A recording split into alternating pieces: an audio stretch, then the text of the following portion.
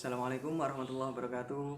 Alhamdulillah, pada hari ini kita sama-sama masih diberikan kesempatan oleh Allah Subhanahu wa taala untuk bisa belajar bareng, khususnya di mapel instalasi tenaga listrik. Tetapi sebelum itu, mari sama-sama kita mohon kepada Allah semoga apa yang kita pelajari hari ini menjadi nilai ibadah untuk kita, serta ilmu yang kita miliki nantinya diberikan keberkahan oleh Allah Subhanahu wa taala. Alhamdulillah, Al-Fatihah.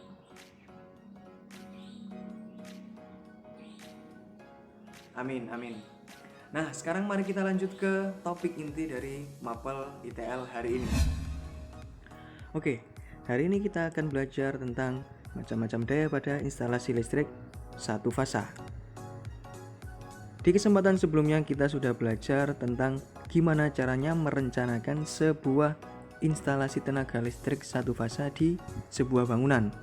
Kita udah belajar tentang gimana cara menghitung seberapa banyak kebutuhan kabel yang kita butuhkan, dan lain-lain. Nah, di kesempatan ini kita akan belajar tentang gimana caranya kita memperkirakan daya yang mau kita pasang di bangunan itu cukup untuk pemakaian beban listrik yang kita punya. Nah, kenapa perlu belajar demikian? Karena daya listrik yang masuk ke rumah kita itu sebenarnya ada beberapa macam. Nah, mari kita lihat. Pernahkah kalian lihat hal-hal berikut? Contoh, ini adalah sebuah microwave. Kemudian ada magic jar atau untuk memasak nasi. Kemudian ada contoh AC untuk pendingin ruangan. Kemudian ada contoh lagi sebuah mesin cuci. Nah, ketika kalian melihat peralatan elektronik seperti yang ada di gambar ini, kebanyakan yang ditampilkan atau spesifikasi yang menempel di bagian belakang peralatan elektronik ini tercantumnya adalah dengan satuan watt seperti ini. Contoh di microwave ini, dia satuannya adalah sebesar 275 watt. Kemudian di sebuah magic jar ini, dia dayanya adalah sebesar 98 watt. Kemudian di sebuah AC ini, dia dayanya sebesar 260 watt. Dan di sebuah mesin cuci ini, dia memiliki daya sebesar 410 watt. Tetapi pernahkah kalian sadari bahwasanya antara daya yang tertulis di beban-beban listrik ini dengan yang ada di meteran itu berbeda? Kalau di peralatan elektronik itu kebanyakan satuannya yang tertulis adalah watt. Tetapi di meteran listrik atau di kWh meter, baik itu kWh meter yang konvensional maupun yang sudah pakai pulsa, itu satuannya kebanyakan tertulisnya begini. Di bawah meterannya sini biasanya tertulis ada yang 450 VA. Kemudian ada lagi yang tertulis 900 VA. Ada lagi yang tertulis 1300 VA dan seterusnya. VA itu apa? VA itu adalah satuan volt ampere. Nah, kenapa daya listrik itu bisa ada macam-macam? Itu adalah efek dari ada macam-macam jenis beban listrik ini. Yang pertama, ada beban resistif. Kemudian yang kedua ada beban induktif. Ada lagi beban kapasitif. Nah, masing-masing jenis beban listrik ini mempengaruhi kepada jenis daya yang dipakai. Contoh, beban resistif itu adalah beban yang berkaitan dengan resistor atau tahanan. Kemudian kalau beban induktif secara sederhananya adalah beban yang berkaitan dengan induktor atau lilitan konduktor yang menghasilkan medan magnet. Dan yang berikutnya beban kapasitif adalah beban yang berkaitan dengan kapasitor yang sifatnya menyimpan tegangan. Lalu peralatan listrik di rumah kita mana saja yang termasuk beban resistif atau termasuk beban induktif? Spesifikasi yang tercantum di bagian belakang peralatan elektronik tersebut kira-kira termasuk daya yang mana? Kita lihat. Nah, peralatan yang tercantum di peralatan elektronik itu semuanya adalah satuannya adalah watt. Sehingga kalau satuannya watt artinya dia menunjukkan daya aktif yang digunakan dari peralatan elektronik tersebut. Kalau tertulis 260 watt berarti daya aktif yang digunakan oleh peralatan itu adalah sebesar 260 watt ini. Nah, kemudian ada lagi daya yang berikutnya adalah daya reaktif. Nah, daya reaktif ini akan kita bahas setelah ini contohnya. Kemudian kalau yang ada di kWh meter atau meteran listrik di rumah kita yang satuannya adalah VA, kira-kira termasuk daya apa? Nah, itu adalah daya semu. Nah, daya semu, daya reaktif, dan daya aktif itu maksudnya gimana? Nah, kita lihat definisi daya yang paling sederhana terlebih dahulu. Daya sendiri adalah jumlah energi yang digunakan untuk melakukan usaha. Biasanya dinyatakan dalam satuan watt atau horsepower. Nah, 1 horsepower itu sama dengan 746 watt. Kemudian kalian lihat, tadi macam daya itu kan ada 3. Sehingga secara mudahnya dikenal dengan ada namanya segitiga daya. Nah, di segitiga daya ini yang di bagian sumbu horizontal ini adalah untuk menunjukkan daya aktif. Nah, definisi dari daya aktif adalah daya yang terpakai untuk melakukan usaha sebenarnya. Jadi kalau ada peralatan elektronik tertulis misal 100 watt, artinya daya yang benar-benar dipakai untuk mengaktifkan peralatan tersebut ya 100 watt itu. Nah, berikutnya ada daya reaktif. Daya reaktif itu apa? Nah, daya reaktif adalah daya yang digunakan untuk pembangkitan medan magnet pada kumparan induktif. Nah, sehingga daya reaktif ini kebanyakan diserap oleh peralatan yang mengandung motor listrik. Karena di peralatan yang mengandung motor listrik itu di dalamnya terdapat kumparan atau lilitan yang digunakan untuk membangkitkan medan magnet. Nah, medan magnet tersebut dibangkitkan agar bisa memutar rotor dari motor listrik tersebut. Jadi, semua peralatan elektronik yang di dalamnya menggunakan atau memanfaatkan gerak dari motor listrik, peralatan tersebut pasti akan menyerap yang namanya daya reaktif ini. Kemudian, dalam segitiga daya ini, di sumbu yang miring ini adalah daya semu. Nah, daya semu atau daya nyata itu adalah daya yang diberikan PLN kepada konsumen dan merupakan hasil penjumlahan trigonometri antara daya aktif dan daya reaktif.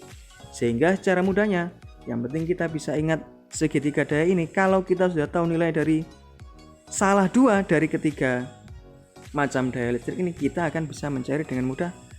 Misal salah satunya belum diketahui, misal kita sudah tahu nilai dari daya aktif, kita sudah tahu nilai dari daya reaktif, kita akan bisa tahu cara menghitung atau mengetahui daya semu yang ada. Nah, kenapa kok di meteran listrik itu yang tercantum adalah daya semu? Karena itu tadi, karena beban listrik yang ada di rumah kita itu menyerap dayanya macam-macam, bisa menyerap daya aktif, bisa menyerap daya reaktif. Oleh karenanya, maka agar bisa dihitung secara total penggunaan listrik yang sebenarnya, maka oleh PLN yang dicantumkan adalah daya semu. Daya semu adalah penjumlahan trigonometri dari daya aktif dan juga daya reaktif. Sehingga keduanya akan tetap terhitung secara real. Penggunaan listriknya berapa kWh dan seterusnya. Kita lanjut lebih dalam tentang apa itu persamaan dari segitiga daya. Nah, daya semu yang memiliki satuan VA, persamaannya adalah S sama dengan V kali I. S adalah simbol dari daya semu, V adalah simbol dari tegangan, I adalah simbol dari arus. Kemudian untuk daya aktif memiliki satuan watt, simbolnya adalah dengan P. Yang bersamaan adalah P sama dengan V kali I dikalikan dengan cos pi. Cos pi, nilai pi itu biasanya adalah nilai dari faktor daya pi-nya. Itu biasanya ditentukan oleh PLN. Cos pi, nilai pi yang banyak diterapkan di Indonesia adalah sebesar 0,8. Kemudian yang ketiga, persamaan dari daya reaktif memiliki satuan var. Persamaannya adalah Q sama dengan V kali I dikalikan sin pi. Q adalah simbol dari daya reaktif, V adalah simbol dari tegangan, I adalah simbol dari arus, dan sin pi adalah nanti dihitung dengan berapa nilai sinus dari faktor dayanya. Nah, ini adalah segitiga persamaan daya. Nah, jadi yang di bagian sumbu X adalah daya aktif, di bagian sumbu yang vertikal ini adalah daya reaktif, dan di bagian sumbu yang miring ini adalah daya semu. Nah, hubungannya gimana? Kita lihat. Jadi secara logika, ini adalah sebuah gelas teh bersoda. Di bagian bawah ini adalah tehnya itu sendiri. Di bagian atas yang berwarna putih atau berbusa ini adalah busa dari sodanya. Dan ini, bagian dari teh itu sendiri adalah seperti halnya sebuah daya aktif. Tadi daya aktif disebutkan bahwa daya aktif adalah daya yang benar-benar diserap oleh perangkat elektronik itu sendiri. Nah, jadi itu seperti halnya sari dari tehnya yang sebenarnya. Kalau busanya dari teh bersoda ini adalah daya reaktif yang memiliki satuan var. Sehingga kenapa PLN tadi satuan dayanya yang ditampilkan di kWh meter itu memakai VA, karena VA itu adalah gabungan dari daya aktif dan daya reaktif ini dijumlahkan sehingga seperti ini. Persamaan trigonometri, misal kita sudah tahu nilai dari daya aktif dan kita sudah tahu nilai dari daya reaktif. Cara untuk tahu daya semuanya berapa, kita bisa pakai persamaan trigonometri ini. S kuadrat sama dengan P kuadrat ditambahkan dengan Q kuadrat. Nah, ini adalah contoh nyata ketika sebuah motor diinstalasi dengan menggunakan kapasitor dan yang tidak menggunakan kapasitor. Bedanya apa? Nah, sebelum itu kita lihat dulu prinsip kerja dari sebuah motor ini. Nah, sebuah motor itu bagian yang diam ini adalah stator. Kemudian yang bagian yang berputar di bagian tengah ini adalah rotor. Nah, medan magnet itu kan ditimbulkan dari lilitan atau kumparan yang dialiri arus listrik sehingga menimbulkan medan magnet ini. Nah, kalau udah ada medan magnet yang timbul, maka antara stator yang diam ini yang memiliki kutub-kutub ini akan menggerakkan dari rotor dari motor itu karena ada medan magnet yang berada di antara celah-celah antara rotor dan stator ini sehingga akan mendorong rotor untuk bisa berputar. Itu adalah definisi sederhananya. Nah, kemudian kita lihat misalkan sebuah instalasi motor dipasang pada sebuah utility listrik tanpa menggunakan kapasitor. Kira-kira daya yang terserap apa saja? Kita lihat. Yang warna kuning atau yang warna orange gelap cenderung merah ini merupakan daya aktif. Jadi motor itu akan menyerap daya aktif sebesar sekian. Kemudian yang warna biru ini adalah menyimbolkan dari daya reaktif yang diserap jika motor diinstalasi tanpa menggunakan kapasitor. Kita lihat bedanya jika motor listrik diinstalasi dengan menambahkan sebuah kapasitor seperti di gambar yang bawah ini. Daya aktif yang diserap sebesar sekian. Kemudian kita lihat bedanya. Motor tidak akan langsung menyerap daya reaktif dari utility listrik atau dari sumber listrik, tetapi yang diserap adalah daya nyatanya atau available active power ini. Kenapa daya reaktif bisa dikurangi? Karena sifat dari kapasitor itu dia akan menyerap tegangan atau menyimpan tegangan dari sumber listrik, disimpan ke dalam kapasitor ini. Kemudian tegangan yang sudah disimpan ini akan dikompensasikan, diberikan ke dalam motor, sehingga penyerapan daya reaktif dari motor itu bisa direduksi dengan adanya tegangan yang diberikan oleh kapasitor ini ke dalam motor. Sekarang kita akan lihat contoh kasus untuk menghitung tentang 3 macam daya tadi. Nah, di sini ada sebuah instalasi tenaga listrik satu fasa dengan beban 1 buah motor dan 1 buah lampu pijar. Nah, jika sudah diketahui semacam ini, diketahui ada tegangan, diketahui ada KOSPI atau nilai faktor dayanya, kemudian diketahui daya aktif dari masing-masing beban listrik ini. Misal ditanya berapa nilai daya semuanya. Nah, yang kita lakukan pertama-tama adalah kita jumlahkan dulu besar daya aktif yang diserap oleh kedua beban tersebut. Di beban yang pertama dayanya adalah sebesar 125 watt ditambahkan dengan daya aktif pada beban listrik kedua sebesar 25 watt, sehingga daya aktif total yang diserap pada instalasi tenaga ini adalah sebesar 150 watt. Nah, kemudian ketika kita sudah tahu besar dari daya aktif yang terserap di instalasi tenaga ini, nah, sekarang kita bisa cari berapa besar nilai dari daya semu yang ditanyakan. Nah, cara ngitungnya gimana? Kita bisa mengembangkan dari persamaan yang dimiliki oleh daya aktif. Persamaan di daya aktif awalnya adalah P sama dengan V kali I kalikan cos pi. Nah, V kali I itu adalah sama dengan nilai atau persamaan dari S. Jadi V dikalikan I itu bisa kita gantikan dengan nilai S, sehingga persamaan awal dari daya aktif tadi bisa kita rubah menjadi S sama dengan P dikalikan P dibagi dengan cos pi, sehingga nilai P atau nilai daya aktif kan kita sudah hitung tadi, nilainya adalah sebesar 150 watt dibagi dengan nilai cos pi-nya. Cos pi-nya sudah diketahui ini, sehingga tinggal kita bagi 150 watt dibagikan dengan 0,8. Hasilnya adalah 187,5 VA atau volt ampere. Nah, mudah diketahui nih besar dari daya semunya yang terserap oleh dua beban ini. Nah, terus misal kita pengen tahu berapa nilai daya reaktif yang diserap oleh beban listrik pada instalasi ini. Nah, kita ingat tentang segitiga daya tadi. Persamaan dari segitiga daya, misal kita sudah tahu nilai dari P dan nilai S pada sudut miring ini. Gimana caranya untuk nyari nilai Q atau daya reaktif pada sumbu vertikal ini?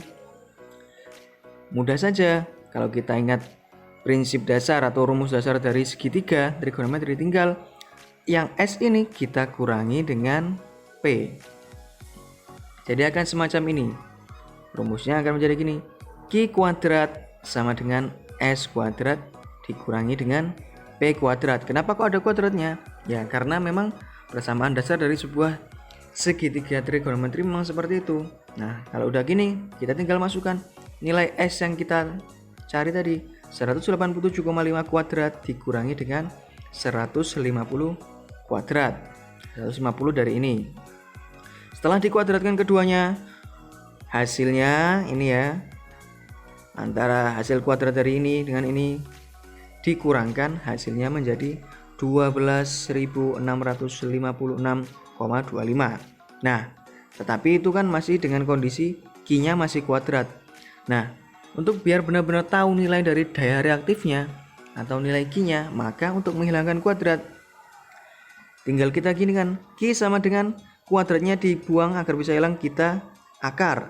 Jadi 12.656,25 ini kita akar, maka ketemulah nilai daya reaktif yang sebenarnya, yaitu 112,5 VAR atau VAR.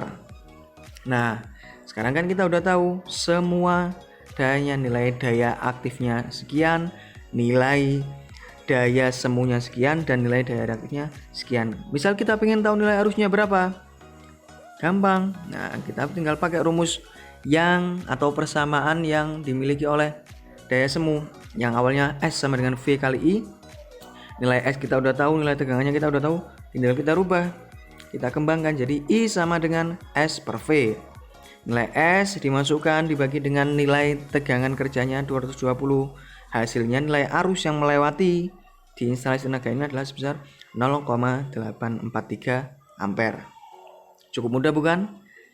Nah, untuk lebih jelasnya lagi tentang gimana prakteknya untuk kasus yang lain untuk menghitung besar dayanya, kita akan bahas pada video berikutnya.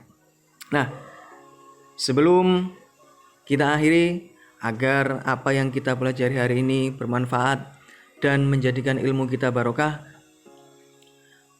dan semoga kita senantiasa diberikan kesehatan oleh Allah Subhanahu wa taala.